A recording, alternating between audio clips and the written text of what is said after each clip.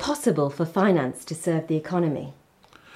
Well, for years, I think we have seen a form of capitalism practiced that is more akin to the casino than it is to the common good.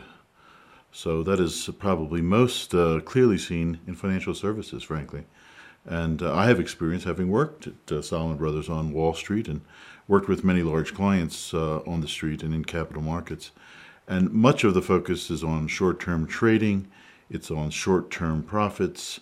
It has no long-term bearing. It has no long-term strategy. So I think to reorient that, we'd really need massive readjustment. Can the economy serve the common good? Well, I think that we have to step back from the present kind of culture of greed, which is, after all, a vice, and ask ourselves, are there other norms and other values? I use the term virtues, which sounds old-fashioned, but it's completely lost in the present public vocabulary, and reintroduce this notion, which is long-standing and it's part of every religious tradition in the world. We need to recover this discussion of virtues. What are the virtues that inform our behaviors? Actually, before we go to market, to make the market itself an honest and trustworthy place. Can the common good serve the human being? Well, theoretically it is. Practically, it's been found difficult. Like many ethical traditions, they're hard to practice. So we need to make readjustments, like we do in our own personal lives when we make adjustments or we find that we're addicted to something and we have to get off of it, or we have to go on a diet or an exercise regime, whatever. I think we need to reread a good bit of the classic literature and of spiritual traditions and find our way again so that the common good can not only be articulated, but that we can practice it indeed. Your film, Doing Virtuous Business, has just been premiered. How important is it for people to understand that virtuous business isn't actually disconnected from real business?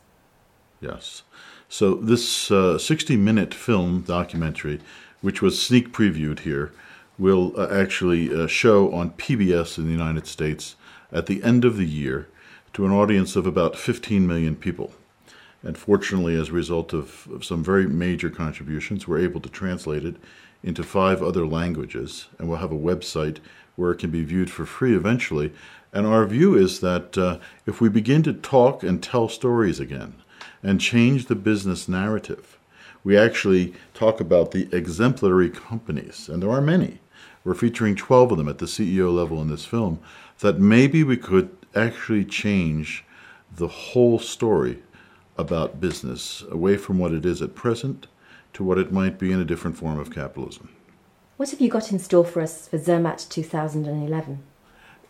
Everything starts with a small step. So the Zermatt Summit was the creation of a team, and very fortunately led by Christopher Wasserman, who was courageous in stepping out and helping to fund it. We put it together over the course of the last year and a half, and we really thought it was somewhat experimental. It's an ambitious summit. It's a new platform. I think that it is highly innovative. There's obviously a need for it, and I think that there seems to be great sympathy in the participants this year for a continuing voice, for a place to have this conversation. So there's no better place than the Swiss Alps, with the summit in front of us of Zermatt, to have such a summit.